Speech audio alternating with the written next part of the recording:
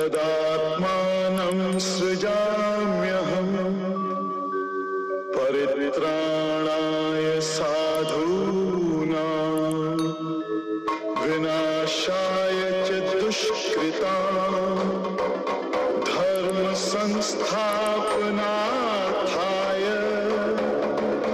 संभवामि युगे युगे।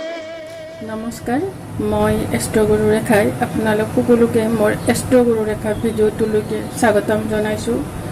আজি মই আপোনালোকৰ লগত ভগৱত গীতাৰ সাৰাংশ সম্পৰ্কে দুআষাৰ ক'বলৈকে লৈছোঁ। হয়তো এইটো মোৰ এটা দুঃসাহস হ'ব পাৰে, যদি কিবা মোৰ ভুল ভ্ৰান্তি হয় আপোনালোকে ক্ষমা কৰি দিব। কাৰণ ভগৱত গীতাৰ নিচিনা এখন কিতাপ অধ্যয়ন কৰি তাক বুজি লোৱাটো মোৰ দৰে সাধাৰণ মানুহৰ বাবে সাধাৰণ কথা নহয়, এইটো এটা বহুত ডাঙৰ কথা। সেয়েহে আপোনালোকে মোৰ ভুল ভ্ৰান্তিবোৰ ক্ষমা কৰি দিব। তথাপি মই এটা সাধাৰণ প্ৰয়াস কৰিছোঁ, যাতে কম সময়তে আমাৰ অসমীয়া ভাষাত কম সময়তে ইয়াৰ সাৰ মৰ্মখিনি আপোনালোকৰ মাজলৈকে, মানুহৰ মাজলৈকে দিব পাৰোঁ। গতিকে আহকচোন আৰম্ভ কৰোঁ ভগৱত গীতাৰ বিষয়ে। ভগৱত গীতাৰ মতে বা আমি আচলতে সকলো আত্মা, এই জীৱন আমাৰ সকলো আত্মাৰ বাবে কেৱল মাত্ৰ এক পৰীক্ষাহে। আমি যে জীৱন গ্ৰহণ কৰিছোঁ সেয়া আমাৰ আত্মাৰ বাবে এক পৰীক্ষাহে। কাৰণ আমি জন্মিয়েই আমাৰ মন কলুষিত কৰি পেলাওঁ। আত্মাই যেতিয়া পৃথিৱীৰ এটা শৰীৰ আৰু এটা মন লৈ জন্মগ্ৰহণ কৰে, তাৰপিছত বিভিন্ন পৰিৱেশত পৰি বা বিভিন্ন লালসা বা লোভ মোহ কাম ক্ৰোধ আদি বিভিন্ন অপগুণৰ বা বদগুণৰ প্ৰভাৱত পৰি মনৰ যি বিশুদ্ধতা, মনৰ যি সুন্দৰতা, তাক হেৰুৱাই পেলায়। শ্ৰীমদ ভগৱত গীতা এনে এখন কিতাপ, যিখন কিতাপ পঢ়ি আমি আমাৰ মন বিশুদ্ধ কৰিব পাৰোঁ, বিশুদ্ধৰ পৰা বিশুদ্ধতমলৈকে নিব পাৰোঁ, সুন্দৰ কৰিব পাৰোঁ, বিশাল কৰিব পাৰোঁ। আৰু যাৰ জৰিয়তে আমি আমাৰ মন শুদ্ধ কৰি আমি হয়তো পৰমাত্মাৰ লগত বিলীন হ'বলৈকে এটা প্ৰয়াস কৰিব পাৰোঁ। অৰ্থাৎ এই যি জীৱনৰূপী আমাৰ পৰীক্ষা আছে, সেই পৰীক্ষাত যদি আমি ভগৱত গীতা পঢ়ি বা ভগৱত গীতাৰ জ্ঞান লৈ আমি যদি পৰীক্ষাত উত্তীৰ্ণ হওঁ, তেনেহ'লে হয়তো আমি এদিন পৰমাত্মাৰ লগত বিলীন হ'ব পাৰিম। সেয়েহে কোৱা হয় যে শ্ৰীমদ ভগৱত গীতা এখন অৱদান, বিৰাট ডাঙৰ, বিৰাট ভগৱানৰ পৰমাত্মাৰ শ্ৰীকৃষ্ণৰ মুখেৰে ওলাই অহা এখন আমাৰ মানুহৰ বাবে এখন জীৱন যুদ্ধত জয়ী হ'বৰ বাবে উপযুক্ত ধৰ্মপুথি। যেনেকৈ ধৰ্মপুথি বাইবেল, গুৰু গ্ৰন্থ চাহেব, কোৰাণ আদি। এই ধৰ্মপুথিবোৰৰ কোনো সীমিত ভাষা, কোনো সীমিত জনসমাজ নাথাকে। অৰ্থাৎ ভাষা বেলেগ হ'লেও ইয়াৰ যিটো পৰিসীমা, সেই পৰিসীমা যথেষ্ট বহল। ভগৱত গীতাৰ 18 অধ্যায় সংস্কৃতত লিখা আছে, আৰু সংস্কৃতত পৰমাত্মাৰ আমাৰ প্ৰতি এক অৱদান। কালক্ৰমত বা সময়ৰ সোঁতত এই সংস্কৃত ভাষা লাহে লাহে লুপ্তপ্ৰায় হ'বলৈকে ধৰিছে। আৰু সেয়েহে বিভিন্নজনে ভগৱত গীতাক বিভিন্ন ভাষালৈকে অনুবাদ কৰি ভগৱত গীতাৰ গুৰু গম্ভীৰ জ্ঞানগৰ্ভ কথা বা ভগৱত গীতাৰ বাণী যাতে আমি সকলোৱে গ্ৰহণ কৰিব পাৰোঁ বা আমি যাতে সকলোৱে মানি চলিব পাৰোঁ, তাৰ বাবে সকলোৱে যি অনুবাদ কৰিছে তাৰে এটা সাধাৰণ প্ৰয়াস ময়ো কৰিছোঁ। হয়তো এয়া মোৰ দুঃসাহস হ'ব পাৰে, কাৰণ এইখন কিতাপ বুজিবলৈ মোৰ বাবে সহজসাধ্য নহয়। যিয়ে নহওক, তথাপি এটা যত্ন কৰিছোঁ। ভগৱত গীতাৰ জ্ঞান ভগৱান শ্ৰীকৃষ্ণই মহাভাৰতৰ যুদ্ধৰ সময়ত অৰ্জুনৰ জৰিয়তে আমাক দি গৈছে। ভাৰতৰ আটাইতকৈ ডাঙৰ ধৰ্মযুদ্ধই আছিল কুৰুক্ষেত্ৰৰ যুদ্ধ। এই যুদ্ধত যেতিয়া ধৰ্মই অধৰ্মৰ কবলত পৰিছিল, অৰ্থাৎ ধৰ্মতকৈ অধৰ্মৰ বেছি শক্তি হৈছিল, তেতিয়াই ভগৱান শ্ৰীকৃষ্ণই পৰমাত্মাই ভগৱান শ্ৰীকৃষ্ণৰ জৰিয়তে আমালৈ এই তেওঁৰ বাণীসমূহ দি থৈ গৈছে। কুৰুক্ষেত্ৰৰ যুদ্ধৰ সময়ত আজিৰ পৰা প্ৰায় 5,000 বছৰ আগতে অৰ্জুন যেতিয়া বিচলিত হৈ পৰিছিল, তেতিয়াই ভগৱান শ্ৰীকৃষ্ণই তেওঁৰ এই বাণীবোৰ অৰ্জুনক দি গৈছিল। সেই সময়ত ভাতৃয়ে ভাতৃক নিচিনা হৈ গৈছিল। লালসাত পৰি ভাতৃয়ে ভাতৃক মাৰিবলৈকেও কুণ্ঠাবোধ কৰা নাছিল। এনকি ভৰপূৰ মহাসভাত এগৰাকী বিবাহিতা মহিলাক অপমানিত কৰা হৈছিল। গতিকে ধৰ্ম লুপ্তপ্ৰায় হ'বলৈকে ধৰিছিল। তেতিয়া ভগৱান শ্ৰীকৃষ্ণই মনুষ্য জাতিক ধৰ্ম যুগৰ পৰা যাতে ওলাই কলি যুগত প্ৰৱেশ কৰাৰ আগতে কুৰুক্ষেত্ৰৰ যুদ্ধৰ আগেয়ে পৰমাত্মাই এই জ্ঞানখিনি আমাক দি গৈছিল। শ্ৰীকৃষ্ণ প্ৰভুৰ জৰিয়তে মনুষ্য জাতিৰ কল্যাণৰ বাবে এই ভগৱদ গীতাৰ জ্ঞান সকলো আত্মাৰ বাবে পৰমাত্মাৰ বিষয়ে, তেওঁৰ সৃষ্টিৰ বিষয়ে আৰু বিশেষভাৱে সেই সকলোবোৰ কথাৰ জ্ঞান দিয়ে যিবোৰ আমি মনুষ্যৰূপে যিকোনো উপায়ে পালন কৰিব আচলতে লাগে, ৰক্ষা কৰিব লাগে এই ধৰ্মীয় উপদেশবিলাক। আৰু এই প্ৰক্ৰিয়াৰ আধাৰতে এক আত্মাই নিজৰ শৰীৰ ত্যাগ কৰাৰ পিছত সেই আত্মাক পুনৰ পৰীক্ষা কৰা হয়। আচলতে আমি যি জীৱন গ্ৰহণ কৰিছোঁ সেয়া এক প্ৰকাৰৰ আমাৰ পৰীক্ষাহে, যাতে আমি শুদ্ধ হওঁ, বিশুদ্ধ হৈ আমি এটা বিশুদ্ধ মনৰ অধিকাৰী হ'ব পাৰোঁ। সেয়ে আমি যেতিয়া মৃত্যুবৰণ কৰোঁ তেতিয়া আমাৰ এই আত্মাক পুনৰ পৰীক্ষা কৰা যায়। আৰু তাৰপিছত যদি আমাৰ মন বিশুদ্ধ নহয়, তেতিয়া আমি পুনৰ অন্য এটা শৰীৰ আৰু অন্য এটা মন লৈ পৃথিৱীত জন্মগ্ৰহণ কৰিব লগা হয়। আমি ভগৱদ গীতাৰ জৰিয়তে এই যি এটা পৰিক্ৰমা চলি থাকে জীৱন মৃত্যুৰ, তাৰ পৰা মুক্ত হ'ব পাৰোঁ। কাৰণ এই জীৱন মৃত্যুৰ পৰিক্ৰমাৰ জৰিয়তে আমি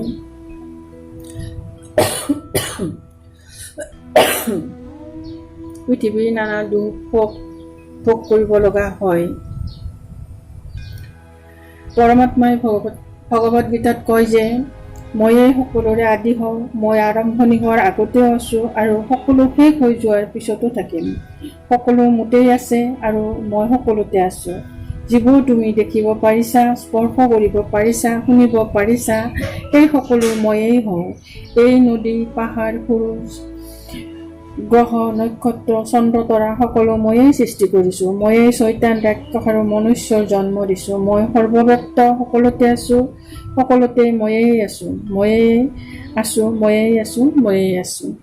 মই ব্ৰহ্মা হৈ সকলো সৃষ্টি কৰিছোঁ, ৰুদ্ৰ হৈ সকলো ধ্বংস কৰিছোঁ। ময়েই সৃষ্টি, এনেকৈ সৃষ্টি আৰু ধ্বংস কৰি থাকিম যাতে সকলো আত্মাই এদিন জন্ম মৃত্যুৰ পৰিক্ৰমাৰ পৰা মুক্তি পাব পাৰে আৰু চিৰদিনৰ বাবে পৰমাত্মাৰ লগত বিলীন হ'ব পাৰে।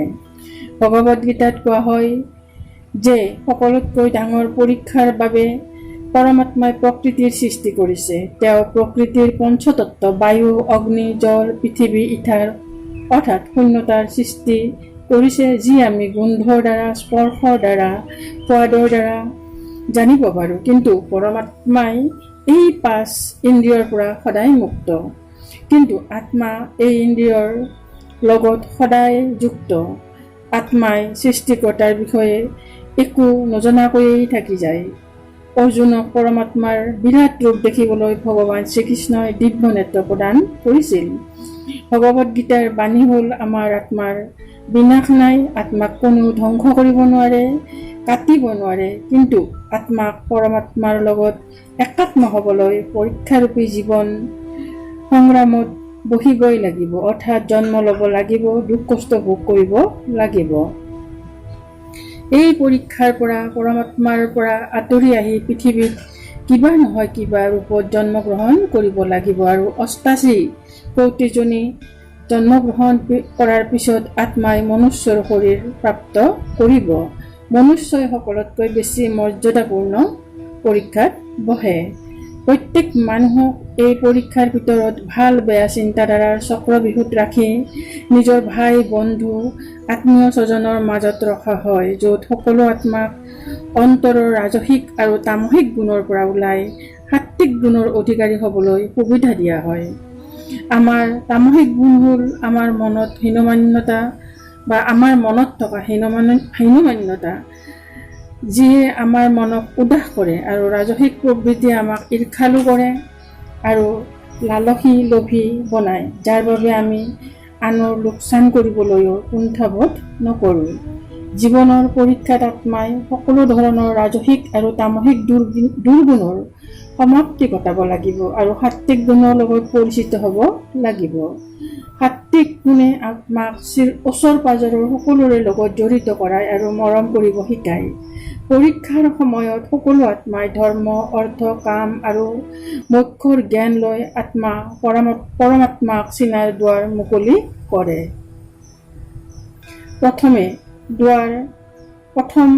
এই পৰীক্ষাৰ প্ৰথম দুৱাৰ ধৰ্ম, যাৰ প্ৰতীক হ'ল সিংহ।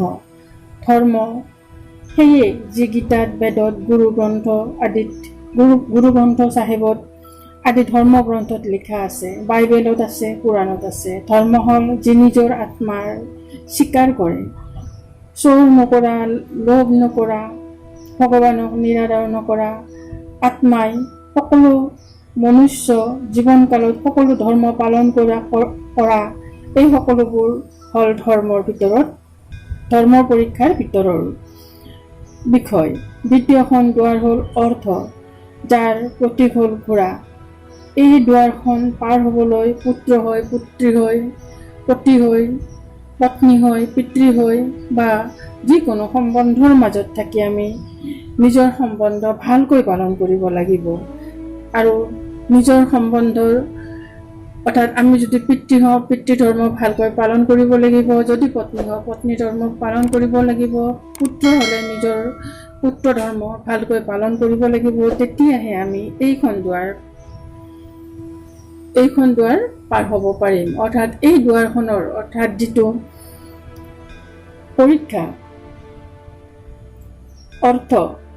অৰ্থ নামৰ যিখন দুৱাৰ আছে, সেই দুৱাৰখনৰ পৰীক্ষাত আমি পাছ কৰিব বা উত্তীৰ্ণ হ'ব পাৰিম।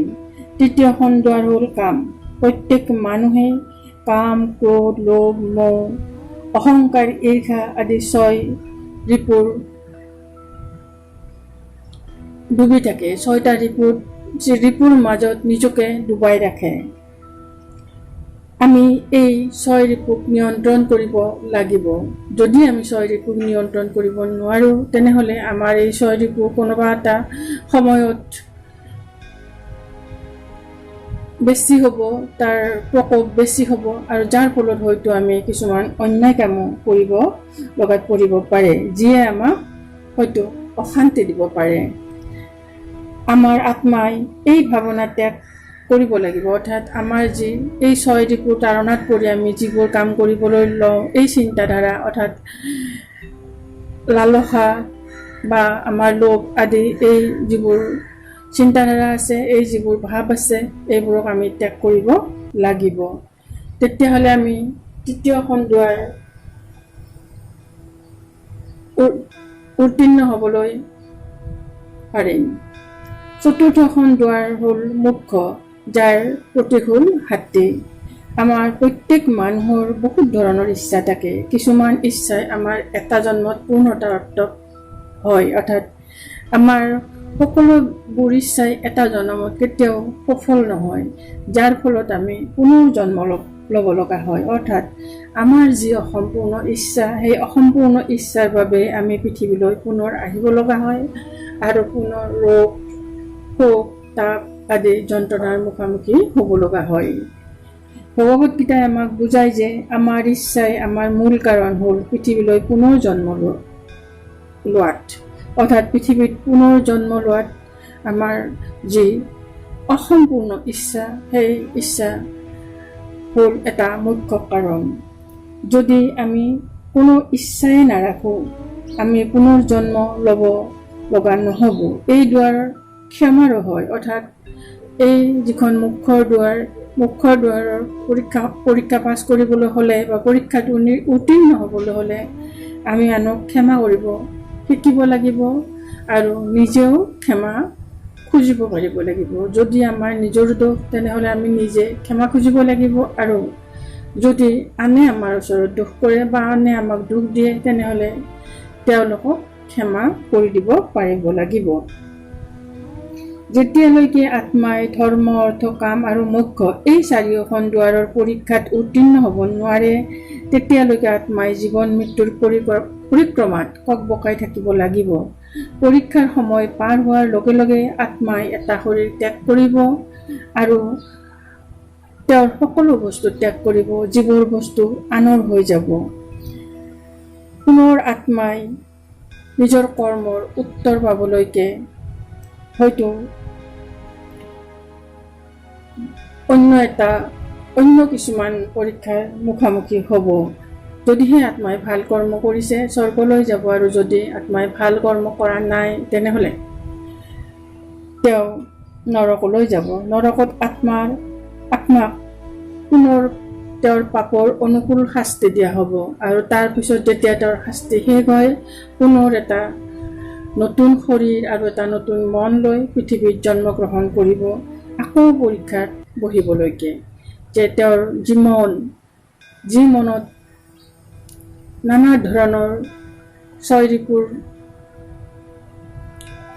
প্ৰকোপ চলে, সেইবোৰ নাশ হ'বলৈ দিব লাগিব, আৰু তেওঁৰ মন বিশালৰ পৰা বিশালতমলৈ নিব লাগিব, সুন্দৰৰ পৰা সুন্দৰতমলৈ নিব লাগিব, আৰু বিশুদ্ধ কৰিব লাগিব। এই পৰীক্ষাত পুনৰ আগৰ কৰ্মবোৰকে আত্মাই কৰিব লগা হয়, জীৱনৰ চাৰিটা কাম, অৰ্থ, ধৰ্ম আৰু মোক্ষ বুজিবলৈকে। প্ৰত্যেক জন্মত পূৰ্বজন্মৰ কৰ্ম হিচাপে কেতিয়াবা ভাল, কেতিয়াবা বেয়া পৰিস্থিতিৰ আত্মাই সন্মুখীন হ'ব লগা হয়। যেতিয়ালৈকে আত্মাই পৰমাত্মাৰ লগত বিলীন হ'ব নোৱাৰে, তেতিয়ালৈকে আত্মাই মুক্তি নাপায়। তেওঁ বাৰ বাৰ জন্ম ল'ব লাগিব, বাৰ বাৰ পৰীক্ষাৰ সন্মুখীন হ'ব লাগিব, আকৌ মৃত্যু হয় তেওঁ স্বৰ্গ বা নৰকত গৈ তেওঁৰ পাপৰ শাস্তি ল'ব লাগিব। তাৰপিছত হয়তো তেওঁ পুনৰ জীৱন যুদ্ধত আকৌ অৱতীৰ্ণ হ'ব লাগিব। ভগৱদ গীতাই আমাক বুজায় যে মানুহে নিজৰ শৰীৰ, মন আৰু মগজুৰে ভগৱানক পাব পাৰে। শৰীৰৰ দ্বাৰা বা কৰ্মৰ দ্বাৰা ভগৱানক পোৱাটো কৰ্মযোগ বুলি কোৱা হয়। এনেকুৱা কৰ্ম ভগৱানৰ ইচ্ছাৰ মতে হয় আৰু সমাজৰ আনৰ কল্যাণৰ বাবে হয়। যেনেকে বাল্মীকিয়ে ৰামায়ণ ৰচনা কৰিছিল, শ্ৰৱণ কুমাৰে পিতৃ মাতৃক সেৱা কৰিছিল, মাদাৰ টেৰেছাই নিজৰ কৰ্মৰ জৰিয়তে পৰমাত্মাক পাবলৈকে সক্ষম হৈছিল, মেডাম কুৰিয়ে তেওঁৰ বৈজ্ঞানিক আৱিষ্কাৰৰ বাবে গোটেই জীৱন উৎসৰ্গিত কৰিছিল। এনেকৈও পৰমাত্মাক পাব পাৰি। ভগৱদ গীতাৰ মতে কৰ্মৰ জৰিয়তেও আমি পৰমাত্মাক পাব পাৰোঁ। আমি যদি আনৰ কল্যাণৰ বাবে, সমাজৰ বাবে ভাল কৰ্ম কৰোঁ, তেতিয়াও পৰমাত্মাক আমি পাব পাৰোঁ। ভগৱদ গীতাই আমাক বুজায় যে আত্মাই মগজুৰ জৰিয়তেও পৰমাত্মাক পাব পাৰে। ইয়াক ৰাজাযোগ বুলি কোৱা হয়, কাৰণ আমাৰ মস্তিষ্ক হ'ল সকলো ইন্দ্ৰিয়বিলাকৰ ভিতৰতে ৰাজা। মানুহে নিজৰ আস্থা, চাচ প্ৰণালী, আসন, অভ্যাস, সাধনা, তপস্যা আদিৰ জৰিয়তেও পৰমাত্মাক পাব পাৰে। যোগ বুজিবলৈ হ'লে আমি আমাৰ ভিতৰৰ যি এনাৰ্জি, অৰ্থাৎ চক্ৰ আৰু কুণ্ডলিনী আছে, সেই কথা ভালদৰে বুজিব লাগিব। আত্মাই মস্তিষ্কৰ দ্বাৰা মেডিটেশ্যনৰ জৰিয়তে ধ্যান কৰি পৰমাত্মাৰ লগত মিলিব পাৰে। ৰামকৃষ্ণ পৰমহংস, স্বামী বিবেকানন্দ, শংকৰাচাৰ্যৰ নিচিনা বহুত যোগীয়ে এই ৰাস্তাৰ জৰিয়তে পৰমাত্মাক পাবলৈ সক্ষম হৈছিল। ভগৱদ গীতাই আমাক বুজায়, যদি মানুহে ইমানখিনি বুজিও নাপায় বা ইমানখিনি কৰিবও নোৱাৰে, শ্ৰীকৃষ্ণ প্ৰভুৰ চৰণলৈও আহে, তথাপি তেওঁ মুক্তি পাব পাৰে, কাৰণ ভগৱান শ্ৰীকৃষ্ণই আমাৰ সকলো পাপ ক্ষমা কৰি দিব। পৰমাত্মাক এনেকৈ অন্তৰৰ পৰা পোৱাটোক ভক্তি যোগ বুলি কোৱা হয়। চৈতন্য মহাপ্ৰভু, মীৰাবাই, হনুমান বাবা ইয়াৰ সকলোতকৈ ডাঙৰ উদাহৰণ। কিন্তু যদি কেতিয়াবা আত্মাই নিজৰ মূল কাৰণ পাহৰি অধৰ্মৰ ৰাস্তাৰে গতি কৰে বা পাপৰ ৰাস্তা লয়, তেতিয়া এই অধৰ্ম নাশ কৰিবলৈ পৰমাত্মা পুনৰ অন্য ৰূপত জন্ম লয়। এনেকৈয়ে যেতিয়াই অধৰ্মৰ প্ৰকোপ বাঢ়ি যায়, ধৰ্ম নাশ হ'বলৈ ধৰে, তেতিয়াই পৰমাত্মাই বিভিন্ন সময়ত বিভিন্ন ৰূপে জন্মগ্ৰহণ কৰি আছে। ভগৱানৰ ওচৰত প্ৰাৰ্থনা যে বৰ্তমানৰ সময় যি আমাৰ আগত আহিছে, বৰ্তমানৰ সময়ছোৱা আমাৰ বাবে একেবাৰে অধৰ্মৰ সময় বুলি ক'লেও ভুল নহয়, কাৰণ আজিকালি দিন দুপৰতে মানুহে মানুহক হত্যা কৰিবলৈকে, মানুহে মানুহক মাৰি কাটি পেলাবলৈকে কুণ্ঠাবোধ নকৰে। মানুহ মৰা কাৰ্যটো যেন একোৱে এটা নহয়, মাৰিম বুলিলেই মাৰিব পাৰে, বা নিজৰ আগত এনেকুৱা কিছুমান সমস্যাৰ সৃষ্টি হয়, যি সমস্যা মানুহৰ জীৱনতকৈও বেছি মূল্যৱান হৈ পৰে, যাৰ ফলত মানুহে আত্মহত্যা কৰে। আজিৰ সমাজত বহু ঠাইতে নাৰী লাঞ্ছিত হৈছে। গতিকে দেখা গৈছে সমাজখন পুনৰ অধৰ্মৰ বা অন্যায় অবিচাৰ পাপে আগুৰি ধৰিছে। এনে সময়ত পৰমাত্মাৰ ওচৰত প্ৰাৰ্থনা, তেওঁ যেন পুনৰ এটা মহামানৱৰ ৰূপ লৈ এই অধৰ্মক নাশ কৰে, অধৰ্মক বিনাশী এটা নতুন যুগৰ সৃষ্টি কৰে। ধৰ্মৰ জয় সদায় হওক। এই কামনাৰে মই আজি ভিডিঅ'টো ইয়াতে সামৰিছোঁ। যদিহে আপোনালোকে শুনি ভাল পাইছে বা অকণমান হ'লেও আপোনালোকৰ মনৰ শান্তি আহিছে, তেনেহ'লে আনক শ্বেয়াৰ কৰিব আৰু লগতে লাইক কমেণ্ট কৰিব আৰু ছাবস্ক্ৰাইব কৰিব। ধন্যবাদ।